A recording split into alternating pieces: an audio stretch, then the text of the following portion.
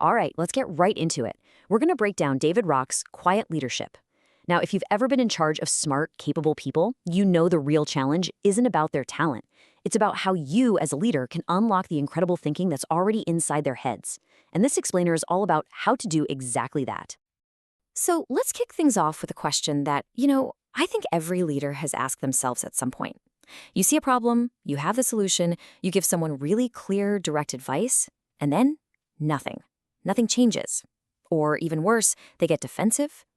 Why does this keep happening? It feels like it should work, but so often it just falls flat. Well, the reason is that our default setting for leadership, it really just comes down to telling people what to do. We see an issue, we diagnose it, and we write a prescription. It's that classic, I'm the expert model. We've all been taught that a leader's job is to have the answers and to direct the action. It's quick, it feels decisive, but it has a huge hidden flaw. And here it is. This is the flaw. When you solve a problem for someone, you're actually robbing them of the chance to figure it out themselves. You're preventing their brain from making the connections it needs to really own the solution. See, the real barrier to performance isn't a lack of answers, it's a lack of quality thinking. And to really get why, we need to take a look inside the human brain. Okay, this is where it gets really fascinating. The stuff we're learning from neuroscience completely changes the game. It shows us exactly why that old telling model of leadership just doesn't work. This isn't about management theory, it's about our own biology. So, finding number one, we have to really wrap our heads around the fact that no two brains on the planet are wired the same. Not even close. I mean, think about it. Your brain has been shaped by every single conversation, every experience, every thought you've ever had. My brain, your team member's brain, they're all these totally unique universes of connections. So a solution that seems super obvious to you has to travel a completely different neural landscape to make sense to somebody else. And just to give you a sense of the scale here, get this. David Rock uses this quote that's just mind-blowing. There are more possible ways for your neurons to connect than there are atoms in the entire universe. That's not hyperbole, that's a fact. It means you just can't download a solution from your head into someone else's. Their brain has to build its own map to get there. Your advice is kind of like handing someone a key to a lock they don't even have. Okay, finding number two. Our brains are incredibly efficient. They're lazy, in a good way. They try to automate everything they can into what we call hardwiring. A habit, for example, is just a neural pathway that's been used so many times, it's become this deep, wide groove, kind of like a riverbed carved into the earth. The brain will always default to sending energy down that existing path.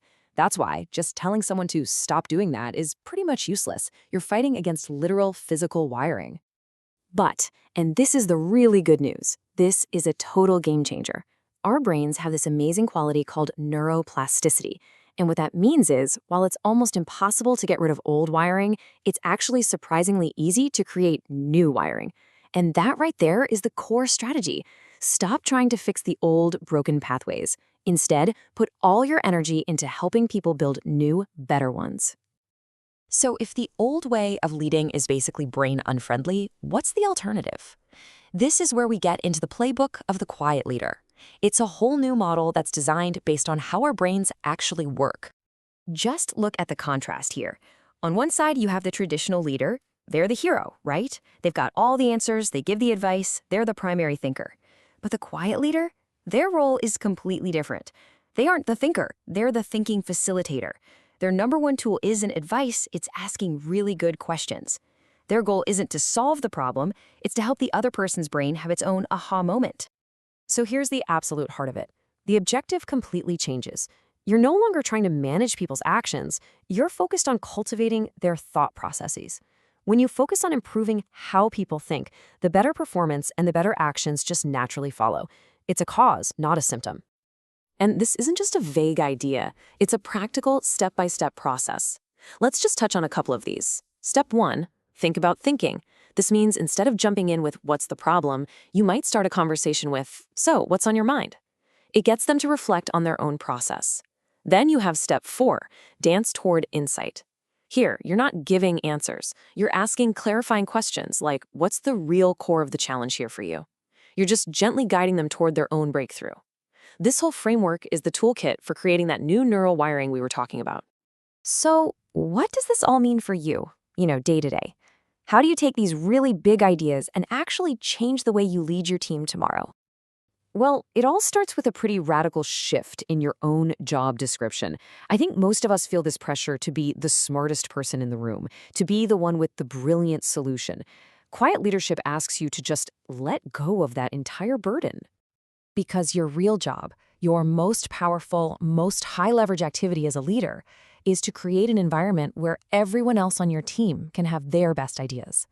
Your success is no longer measured by the quality of your own insights. It's measured by the quality of the insights you can unlock in other people. So let's end this with a challenge for you. Think about the very next time a team member comes to you with a problem.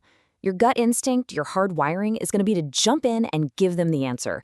But what if you didn't? What's just one question you could ask instead to help them start building their own new path forward? That one question, that's your first step to becoming a quiet leader.